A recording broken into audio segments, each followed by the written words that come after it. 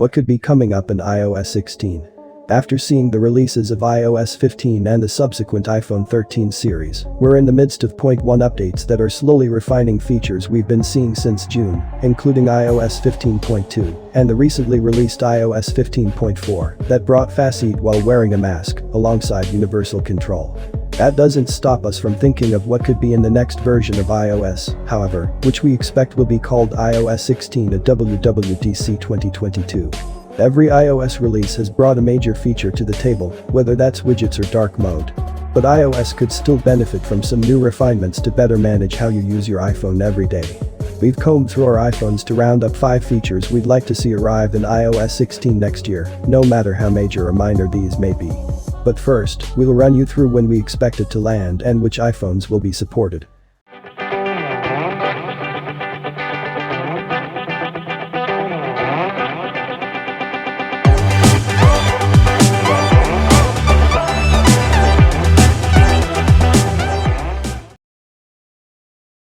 iOS 16 supported iPhones.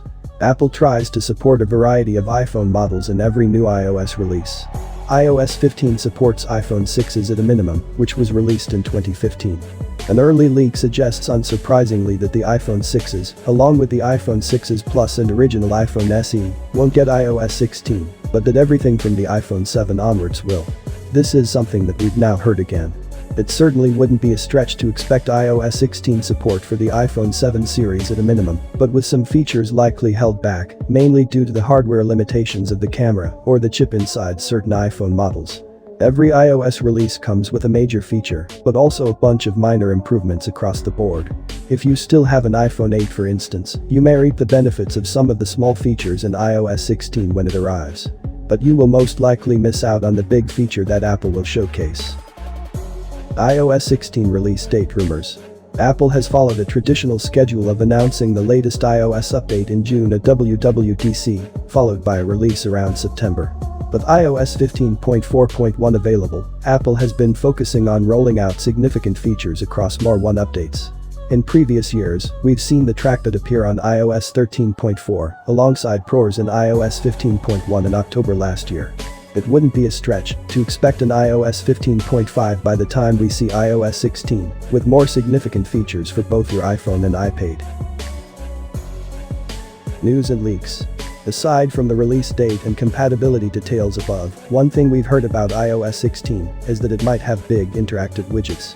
These are apparently being referred to internally as InfoShack. They'd essentially house multiple smaller widgets of all different styles. That image also shows redesigned icons, so we might see that in iOS 16 too. Beyond that, Mark Gurman, a journalist with a good track record for Apple information, has shared a few things. They claim that iOS 16 will get fairly significant enhancements across the board, including an update to notifications and new health tracking features, and that it will have new apps and new ways of interacting with the phone. What we want to see. We don't know much about iOS 16 yet, but we have a good idea of what we want from it, with the following features topping our list. Redesigned camera app. The iPhone camera has seen huge improvements in recent years, with more lenses being added and features such as night mode and cinematic mode being introduced. However, this has meant that the camera app has begun to feel bloated. Accessing forced flasher exposure settings requires a few more swipes than we'd like, alongside hidden gestures that don't feel needed. With the release of iOS 15.2, we've seen a new macro button appear, which can help you more accurately set up those close-up shots when needed. This is just for the iPhone 13 series, though. Starting afresh with the camera app could help new users take photos in a whole new way, alongside giving existing users a fresh way of taking photos and videos. It wouldn't be a stretch to assume that Apple has more big plans for the cameras in future iPhone models, which will also mean new features that will be switching on and off when required. Let's see an app that's redesigned for what came before and lays the groundwork for what's coming next.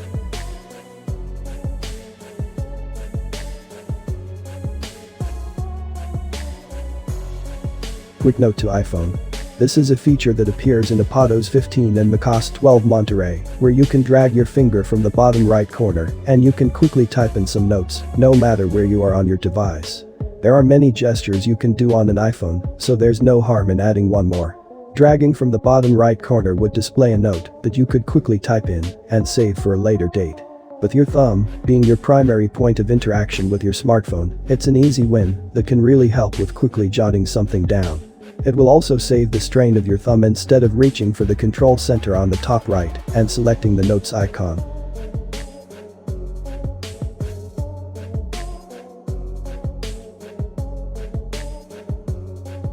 Home automation widgets.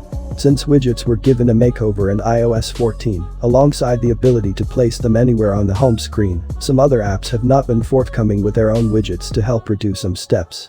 One blatant example is the Home app. You may have a selection of smart lights in your home where you use the app to help manage these. But if you want to quickly switch on a light, you may experience a delay if you ask Siri, or if the app isn't responding, which has happened often in our experience. Having a widget on your home screen for your smart lights could really help reduce the steps in quickly switching the bedroom lamp on instead of having to find the Home app. It's a little strange that the widget hasn't appeared as yet, but we're hoping it arrives, not only to iOS 16, but future versions of macOS and iPadOS as well.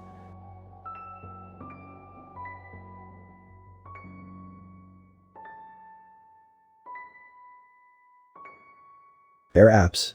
If you own one of the AirPods peripherals or an AirTag, you may find it very cumbersome to try and manage each of these. AirPod settings are only accessible through Bluetooth from within the Settings app, while AirTag settings are accessible through the Find My app. Being able to manage these through a centralized AirThings app could relieve a lot of confusion as to what you own from Apple. Third-party vendors such as Sony bring out certain apps that can help you manage headphones and more to better manage the features that these bring. Being able to do the same without having to go to Bluetooth within the Settings app could bring a lot of simplicity to managing your devices.